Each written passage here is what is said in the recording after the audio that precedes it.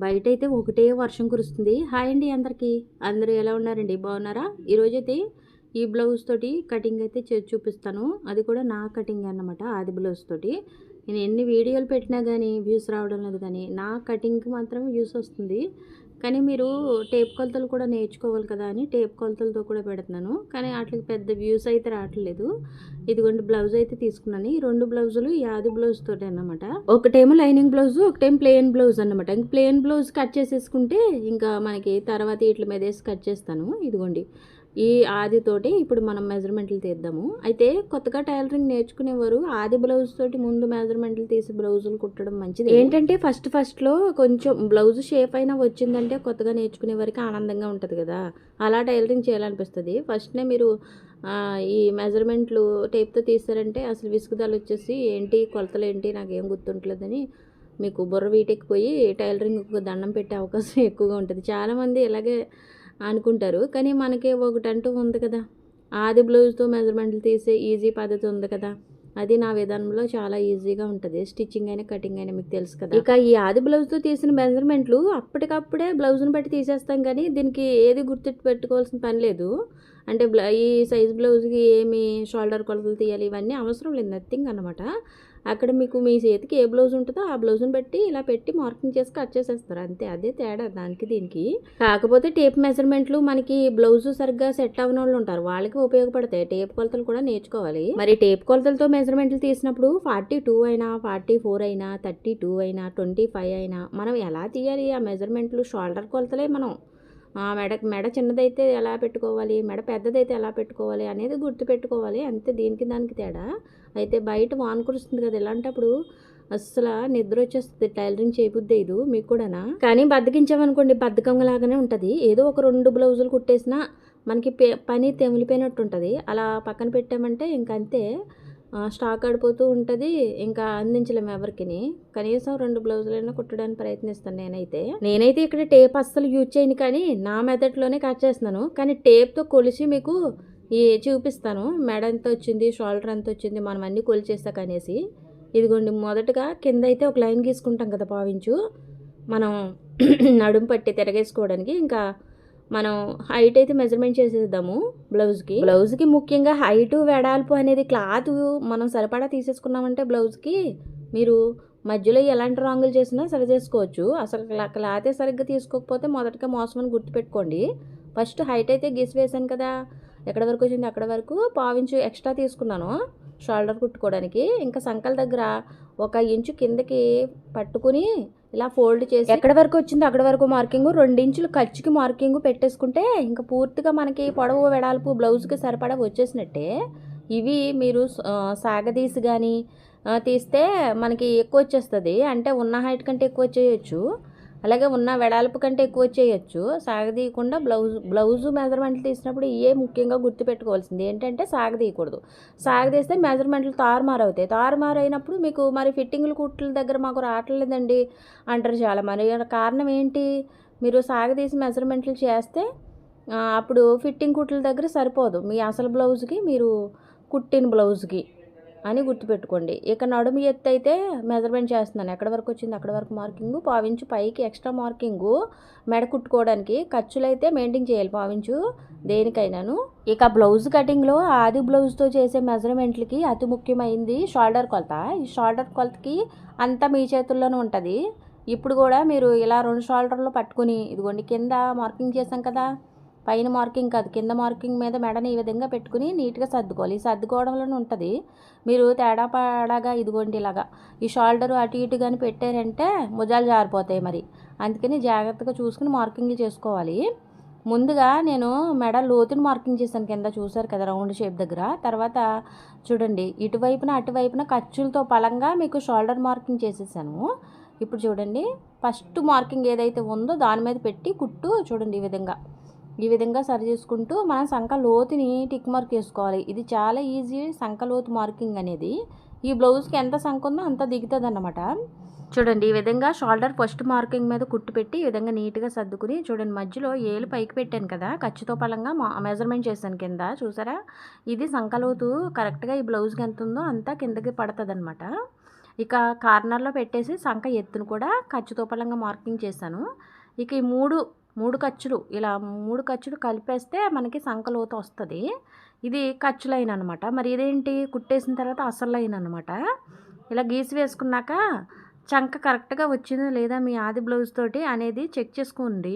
ఇదిగోండి ఇలా పట్టుకుని చూడండి, ఇక్కడ కరెక్ట్గా పెట్టి అసలు మనం ఇలా రౌండ్గా చూసుకున్నప్పుడు కరెక్ట్గా సరిపోయింది. ఈ లైను కుట్టేసిన తర్వాత లైన్ మీదకి వస్తుంది అనమాట. అందుకే కింద లైన్ మీదే మనం చూసుకోవాలి కొలుచుకుని. ఓకేనా. ఇక మెడ అయితే డ్రా చేసేస్తున్నాను. మెడ లోతు అయితే ఎంత డీప్ ఉందో అంతకి ఒక మార్కింగ్ చేసాం కదా, ఆ మార్కింగ్ మీద పైకి ఒక మార్కింగ్ చేసుకోవాలి.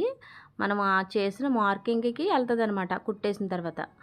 చూసారా, మీకు 2 లైన్లు ఎందుకు గీసాను, మీకు అసలు లైను ఖర్చు లైన్ అన్నట్టు. అది బ్లౌజ్తో మెజర్మెంట్లు అయితే తీసేసాం కదా, టేప్ పెట్టి అది అసలు ఎంత సైజు అసలు ఎలాంటివి వచ్చినాయి షోల్డర్లో కొలుద్దాము. ఇదిగోండి 10.5 వచ్చింది నడుము కొలత. అలాగే చెస్ట్ కొలత కూడా 10.5. ఎందుకని నేను చెస్ట్ కొలత కిందకి దింపేసాను కానీ నడుము కొలతలు వేరేగా కొలవలేదు కదా, అందుకని ఖర్చులతో పలంగా 15.5 వచ్చిందండి హైట్ వచ్చేసి బ్లౌజు. దీనికి షోల్డర్ కొలత 6 వచ్చిందండి. 6ను దీనికి పక్క మేడ ఎంత వచ్చింది, 2.5 వచ్చిందండి. పక్క మేడ వెళ్ళిపోయే మేడ. ఓకేనా, 2.5 గుర్తుపెట్టుకోండి. మేడ ఎంత వచ్చింది, 8.5 వచ్చింది. చూసారా, చిన్న మేడ కాబట్టి దీనికి షోల్డర్ 6 వచ్చింది. అలాగే పక్కకు వెళ్ళిపోయే మేడ 2.5 వచ్చింది. మెడను బట్టే మనకి షోల్డర్ పెరుగుతుందండి, అది మాత్రం గుర్తుపెట్టుకోండి. ఇలా 8.5 చిన్న మేడ వచ్చినప్పుడు మీరు పక్కకు వెళ్ళిపోయే మేడ షోల్డర్లో పక్కకి వెళ్ళే మేడ మీరు 3 కూడా పెట్టేసుకోవచ్చు. ఎందుకంటే భుజాలు జారవు చిన్న మెడలకి. పెద్ద మెడలకి అయితే తక్కువ పెట్టుకోవాలనేది గుర్తుపెట్టుకోండి. మెడలు బట్టే మనం పక్కకి వెళ్ళే మెడ ఉంటుంది అనమాట. ఇదిగోండి మీరు ఒకసారి సగానికి ఇలా ఫోల్డ్ చేసి రౌండ్ ఎంత వచ్చింది, ఆ మెడ ఈ మెడ కరెక్ట్గా సరిపోయిందా ఒకసారి అసలు లైన్ మీద కొలవాలి. ఖర్చు లైన్ ఇప్పుడు కట్ చేస్తున్నానే ఆ లైన్ మీద కొలవకూడదు. ఇది కుట్టేసిన తర్వాత అసలు లైన్ మీదకి వెళ్తుంది కాబట్టి అసలు లైన్ మీదే మీ బ్లౌజ్ది పెట్టి కొలవాలి. నేను కొలిసినప్పుడు రౌండ్ సరిపోయింది కదా, ఇలా చెక్ చేసుకోండి మీరు ఆది బ్లౌజ్తో కట్ చేసినప్పుడు. ఆది బ్లౌజ్తో రౌండ్లు సంక రౌండ్ కానీ మెడ రౌండ్ కానీ కట్ చేసినాక కాదు, మెజర్మెంట్లు తీసుకున్నాక కట్ చేయక ముందు ఒకసారి చెక్ చేసుకుని అప్పుడు కట్ చేసుకుంటే మీకు బాగుంటుంది. ఒకవేళ మీరు తప్పులు చేసినా సరి చేసుకోవచ్చు. ఓకేనా. ఇదిగోండి బ్యాక్ పార్ట్ అయితే తీసేసి కట్ చేసేసాను కదా, ఇదైతే ఇలా వేసుకున్నాం అనుకోండి క్రాస్ అన్నమాట. అలాగే కొంతమంది అటువైపుకి వేస్తారు మేడ, ఇది కూడా క్రాసే, కాకపోతే అలవాటు ప్రకారం నాది ఇటు అలవాటు కాబట్టి ఇటు వేసుకుంటాను నేను. ఓకేనా. ఇలా నిదానం వేసామనుకోండి ఇది స్ట్రైట్ కటింగ్ అన్నట్టు. కొంచెం వయసు అయిపోయిన వాళ్ళకి సాతి లేని వాళ్ళకి నిదానం కుడతాం. ఓకేనా. మామూలు బ్లౌజు అంటారు దాన్ని, దీన్ని క్రాస్ బ్లౌజు అంటారు. ఇలా క్రాస్గా వేసుకున్నాక ఇదిగోండి ఫస్ట్ మనకి షోల్డర్ ఎలా ఉందో అలాగా మార్కింగ్ చేసేసుకుంటున్నాం ఇక్కడైతే. అలాగే చంక కూడా ఇదేంటంటే మీకు మొక్క తీసివేసాక కదిలిపోయినా కానీ మీకు మెజర్మెంట్లు ఇంతంత ఉన్నాయని వెడల్పులు పోకుండా ఉండడానికే ఇలా మెజర్మెంట్లు కొంచెం చేసుకోవాలి. పట్టీ దగ్గర అలాగే అటు సంకల దగ్గర అన్నీ కూడా. ఇక్కడ చూడండి పైకి నిలబడి లేదన్నమాట మనకి షోల్డర్ ఖర్చు వచ్చేసి అసలు బ్లౌజ్కి. అందుకని నేను ఒక లైన్ గీసేసాను పైన ఖర్చుకి. ఓకేనా. ఒకవేళ షోల్డర్ నిలబడి ఉందనుకోండి ఖర్చుతో బలంగా పెట్టుకోవచ్చు. ఎదరమేడ చూడండి, ఆది బ్లౌజ్ని ఎదరమేడ ఉంటుంది కదా, హుక్స్ పట్టి తీసుకోవాలి. దీనివల్ల చిన్న మేడ కింద వస్తుంది. తాళ్ళు పట్టి తీసుకుంటే పెద్ద మెడ వచ్చేసి లూజ్ వచ్చేస్తుంది అనమాట, అప్పుడు భుజాలు జారిపోవచ్చు. ఇదిగోండి మెడని ఈ విధంగా పెట్టేసి రౌండ్ షేప్ గీసి వేయడమే. పావించి పైకి పెట్టుకుని రౌండ్ షేప్ గీయాలి. ఓకేనా. మరి మెడ కుడతాం కదా దానికి. ఇక్కడ చూడండి క్రాస్ బెల్ట్ దగ్గర ఉన్న ఒక మార్కింగ్ చేసి మధ్యలో డాట్కి గాను కొంచెం ఖర్చుకి మార్కింగ్ చేసి, మరి ఫ్రంట్ క్రాస్ బెల్ట్ అతకడానికి ఖర్చు కావాలి కదా, దానికో మార్కింగ్ అనమాట. చూసారా, ఇది పట్టే కొలత ఎదర మెడ వచ్చేసింది క్లియర్గా. చూసారు కదా, మీకు బ్లౌజు బట్టే తీశారు మెజర్మెంట్లు. ఇక ఫ్రంట్ ముక్క సంక ఎత్తుని మార్కింగ్ చేద్దాము. ఇదిగోండి క్రాస్ బెల్ట్ను వదిలేయాలి, పైన ఒక మార్కింగ్ చేసుకోవాలి ఖర్చుకి, దాని మీద కుట్టు పెట్టాలి. ఓకేనా. కింద చూడండి క్రాస్ బెల్ట్ వదిలేసి అక్కడ కుట్టు దగ్గర ఒక మార్కింగ్, కిందకి ఖర్చుకి గాను ఒక మార్కింగ్ చేసుకోవాలి. ఇది ఫ్రంట్ సంక ఎత్తు. చూడండి క్రాస్ బెల్ట్ దగ్గర నుంచే క్రాస్ బెల్ట్ వదిలేసే. ఓకేనా. క్రాస్ బెల్ట్ వేరేగా మనం అతుకుతాం కదా, పైకి అలా మెజర్మెంట్ చేసేస్తే అదేంటి మనకి సంక ఎత్తు, ఫ్రంట్ సంక ఎత్తు వచ్చేసింది. ఇక బ్యాక్ ముక్క తీసేస్తే ఫ్రంట్ ముక్కకి కావాల్సింది ఏంటి, ఇంకా ఛాతి పొడవు అంటే ఫ్రంట్ హైటు ఎంత ఉందని చూద్దాం. ఇదిగోండి కరెక్ట్గా షోల్డర్ మధ్యలోకి పట్టుకుని కింద పెద్ద డాట్ ఉంటుంది కదా కుట్టు, అక్కడ పట్టుకోండి. పైన ఖర్చుకైతే ఒక లైన్ గీసివేసి ఆ లైన్ మీద మధ్యలో పెట్టండి. ఈ విధంగా పెట్టి సాగదీయొద్దు. ఇక్కడ సాగదీశారంటే ఇది క్రాస్ కటింగ్ కాబట్టి సాగిపోద్ది. మీ ఆది బ్లౌజ్ కూడా క్రాస్ కటింగ్ కాబట్టి సాగిపోద్ది. సాగదీయకుండా ఈ విధంగా పెట్టి మనకి ఎక్కడి వరకు వచ్చింది, ఛాతి పొడవు అక్కడికి మార్కింగ్, కిందకి ఖర్చుకి పావించి మార్కింగ్ చేసుకోవాలి. మరి కుట్టుకోవాలి కదా క్రాస్ బెల్టును ఫ్రంట్ ముక్క, అందుకే ఖర్చు అన్నట్టు. మరి ఈ 3 కలిపేస్తే మీకు క్రాస్ వచ్చేస్తుంది, ఫ్రంట్ క్రాసు. మరి ఇక్కడ మనకి సంకలను పావించి తీసేయాలి కదా, అప్పుడే మనకి సంకలు ముడతలు రాకుండా ఉంటాయి. దానికోసం పావించు అటు సంకల్లోకి ఇటు షోల్డర్కి కలిపేస్తాను అనమాట. మనం సంకలో మధ్యలో కరెక్ట్గా తీసేస్తే పావించు ముడతలు రావన్నమాట. ఇక కటింగ్ అయితే చేసేస్తున్నాను. ఫ్రంట్ ముక్క మెజర్మెంట్లు అయితే అయిపోయినాయి.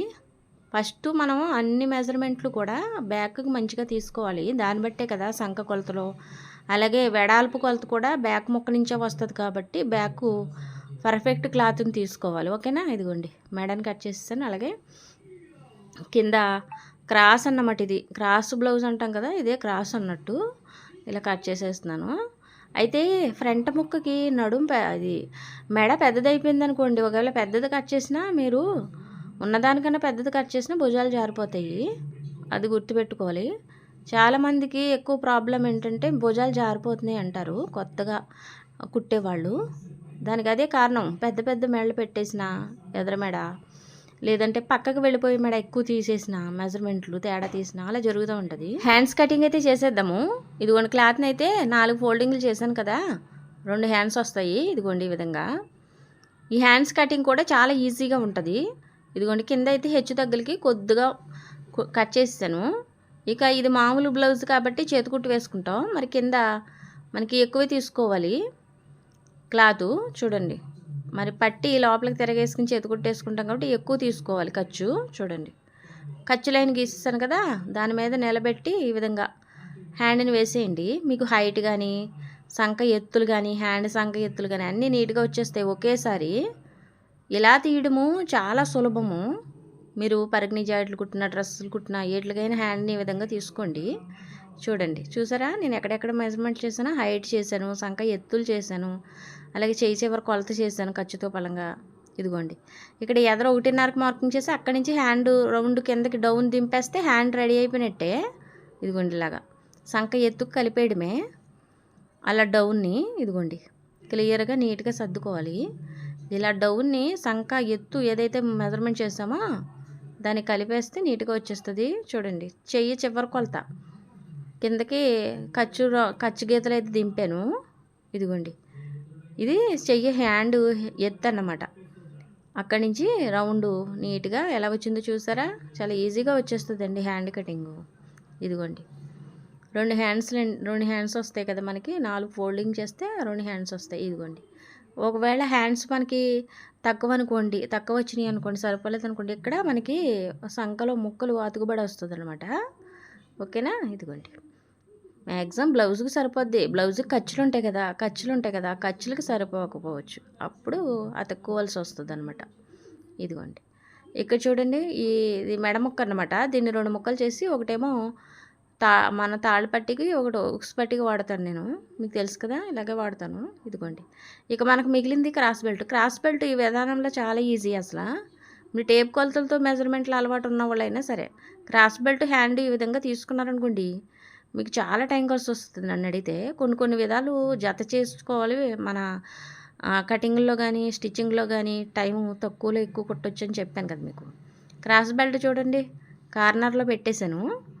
అటు మన ఎదరాను కిందను ఖర్చులు గీసాను కదా, ఆ కార్నర్లో పెట్టేసి మరి అది ఎంత పొడవు ఉందో అది మధ్యలో హైట్తో పళంగా, ఎదర హైట్తో పళంగా అన్నీ కొలుస్తున్నాను. చూడండి, చూసారా ఇలాగా ఇంత హైట్ ఉందన్నమాట. మరి వెనకాల హైట్ కూడా, ఈ మూడిట్లని కలిపేస్తే మీ క్రాస్ బెల్ట్ నీట్గా వచ్చేస్తుంది. మీ ఆది బ్లౌజ్కి ఎంత క్రాస్ బెల్ట్ ఉందో అంత దిగుతుంది అనమాట. అది ఇదిగోండి కట్ చేసేస్తున్నాను. Cross belt, hands, back part, front part అన్నీ తీస్తాం నీట్గా. కటింగ్ ఎంత ఈజీ అంటే అసలు ఒక 10 నిమిషాల్లో కటింగ్ అయిపోద్ది. ఇదిగోండి ఈ బ్లౌజ్ కట్ చేస్తాను కదా, వీటిని ఇంకా మొక్కల మీద వేసి, ఇంకో లైనింగ్ బ్లౌజ్ ఉందనమాట దాని మీద వేసి కట్ చేసేస్తాను. అలాగే స్టిచ్చింగ్ కూడా చాలా ఈజీగా అయిపోద్ది నా మెథడ్లో అయితే. ఇదే నా మెథడ్ కటింగ్ అయితే. ఇదండి మిగిలిన ముక్కలు అయితే. ఈరోజు వీడియో అయితే ఇదండి. మరి ఏమనిపించిందో మర్చిపోకుండా కామెంట్ చేయండి. అలాగే కొత్తగా ఛానల్ని విజిట్ చేస్తున్నారు, సబ్స్క్రైబ్ చేసుకోండి. మీ ఫ్రెండ్స్ అండ్ ఫ్యామిలీకి ఇంట్రెస్ట్ ఉంటే టైలరింగ్ మీద మన వీడియోలు షేర్ చేయండి. మరో మంచి వీడియోతో మళ్ళీ కలుద్దాం. ఉంటానండి. బాయ్.